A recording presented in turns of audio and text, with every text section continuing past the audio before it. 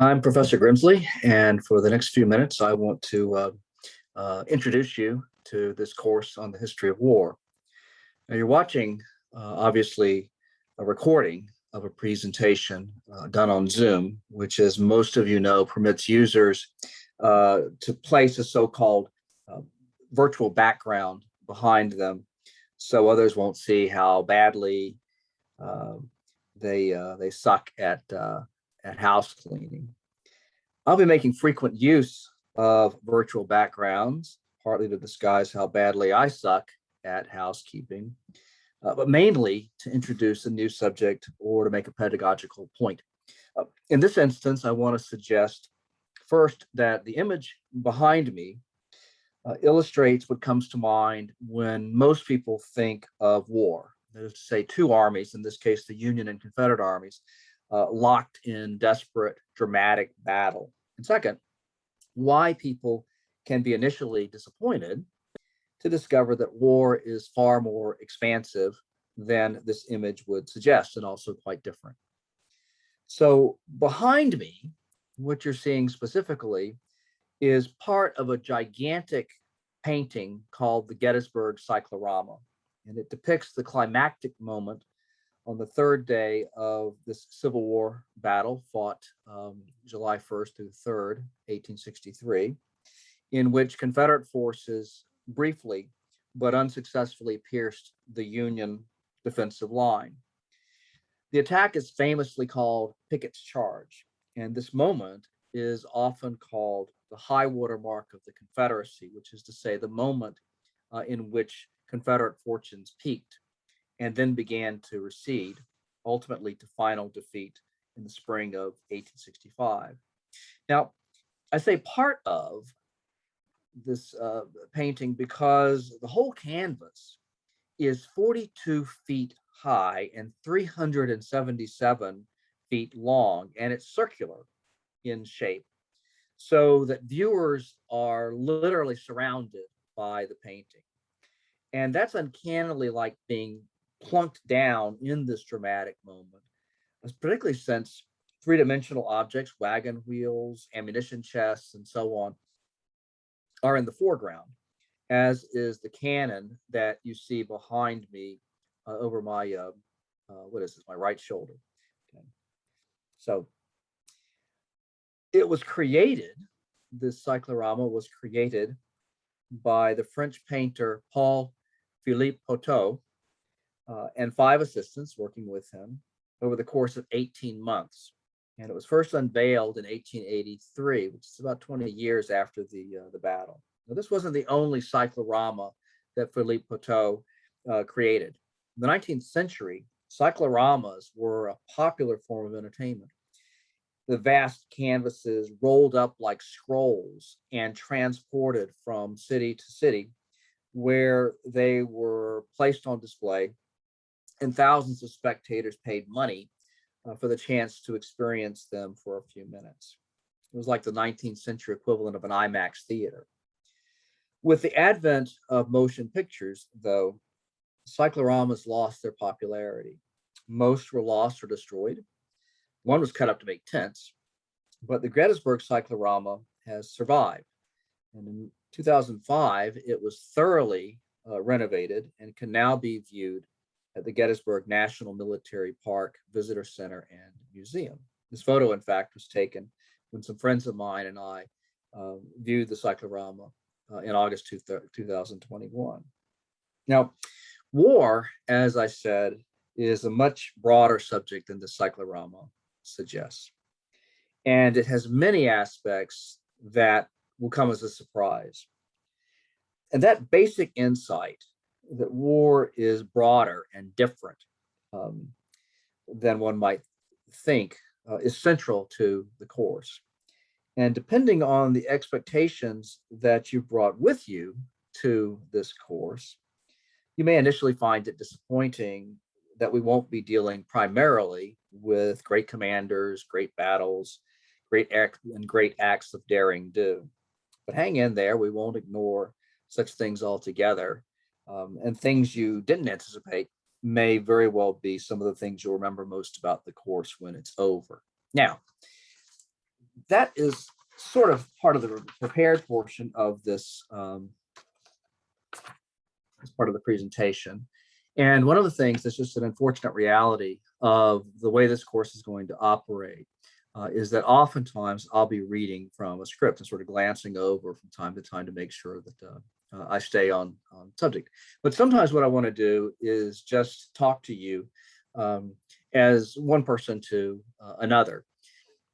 What I discovered when I taught this history of war course for the first time in autumn semester 2020, and I found this out, quite by accident, is that students really like to have some perception of their instructor as a human being, and this is something that sort of automatically happens in a face-to-face classroom.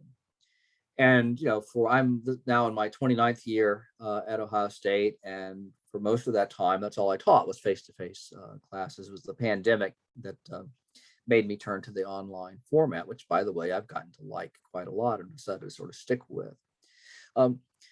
But in an online format, unless you make an effort, a specific effort to come across as a human being, you're going to just be essentially sort of a talking head, and students are going to be denied a sense of what you're like as a person. Now, some of you may not care whether you get to know me as a person or not, but I'm telling you, most students prefer it this way. They may not have thought about it ahead of time, but once they see it in action, this is how they like things done.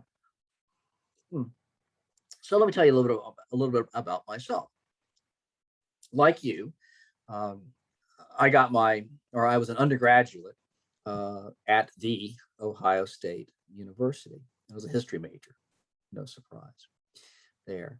I matriculated in 1977. I graduated in 1982. Yes, I was on the 5-year plan. And sometimes I just tell people I majored in beer. And that's not really true, but I was not the most conscientious student I've ever seen. And so I graduated with a transcript that was decent by ordinary standards, but patchy. Courses I liked, I got an A in. Courses I didn't like, I took a B, a gentleman's C, that kind of a thing. And that hurt me down the line. And parenthetically, one of the things that's just a reality for you is that the decisions that you're making right now at a relatively young age are decisions that are going to fundamentally affect you for the rest of your life, in the same way that decisions I made at your age have fundamentally affected mine. Now, I lucked out because although when I was at Ohio State, I didn't necessarily want to become a professional historian, over time, I decided that was actually what I was sort of best suited for. And I managed to get into graduate school, first at King's College London, where I got my master's degree, and then here at Ohio State, where I got my PhD, and then joined the faculty. But I got into King's College London because this was when Maggie Thatcher was a prime minister with the Conservative Party, and they were cutting back on support for universities. And so the only question that King's College London asked me was, do you have the money to pay the tuition? I said, yes, or you're in. Ohio State was a different matter, though. And nowadays, there's no way at all that I would have gotten into the graduate program here at Ohio State. Back then, it was possible because I had professors who knew me well, knew that I hadn't worked up to my potential. They thought I had good reasons for that, kind of, sort of, maybe, but mostly there was beer involved. And also, they were able to look at other things in my life, qualitatively, that nowadays just would not be enough to cut it. So there's that. So I have something of the same background as you do as an undergraduate. I could tell you about what I do as a professor, but honest to God, on the greater scale of things, it doesn't matter very much. I'm a military historian, obviously. Within that frame, my specialization is the American Civil War. I first saw this cyclorama when I was 13 years old, and my parents knew that I was getting interested in the Civil War. They were good enough to, on the family vacation, to spend 2 or 3 days at a campground near the Gettysburg battlefield. I got a chance to see the Gettysburg battlefield for the first time. And again, went to the visitor center and saw this cyclorama before it was renovated. It now looks a lot better than it did back then. But of course, it was just magical to have that experience. And incidentally, if you go to one battlefield ever in your life, go to Gettysburg. 2 million Americans every year visit there, and it's very well worth it. So life has gone on. That's a long story I will not get into, but I will tell you, two things about it. When I was 26 years old, I was diagnosed with a mental illness called bipolar disorder, and this is an abnormality in the brain chemistry that causes people's moods to sort of artificially be elevated and fall. So you've got sort of high sides, and you've got depressions. With me, the depressions or the highs are really well managed by medication. The depressions can be leveling. And I mentioned this partly because it's just part of getting to know me.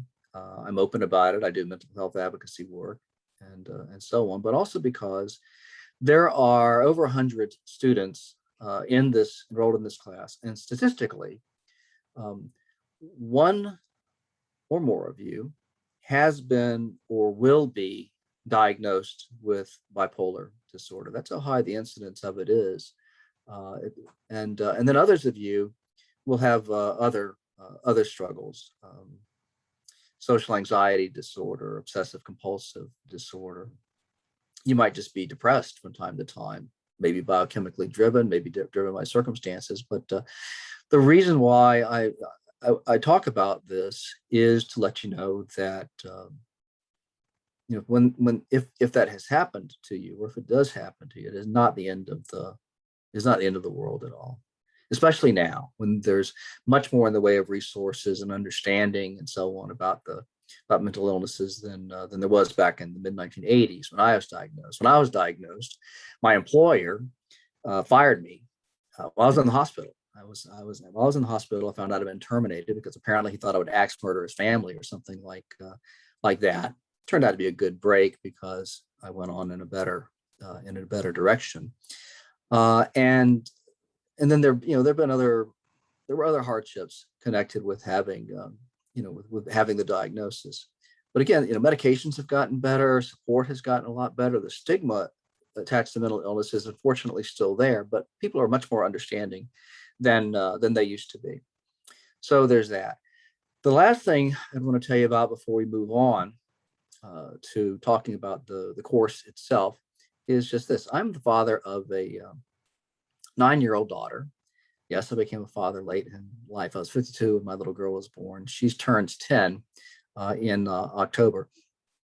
And I was planning to teach this course online in any case, because having done it last year, I just found it really fascinating once I got involved with putting the course together, and I wanted to do it again.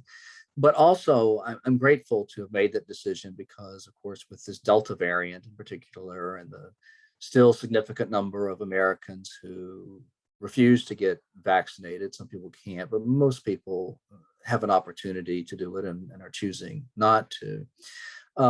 That puts me in the position that although I'm fully vaccinated, I can actually carry around a pretty good viral load of the coronavirus. And in fact, my little girl, who's too young to get the vaccination.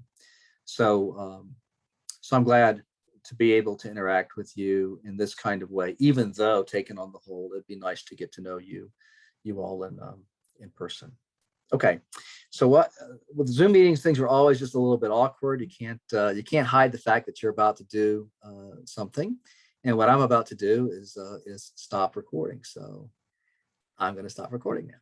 Bye.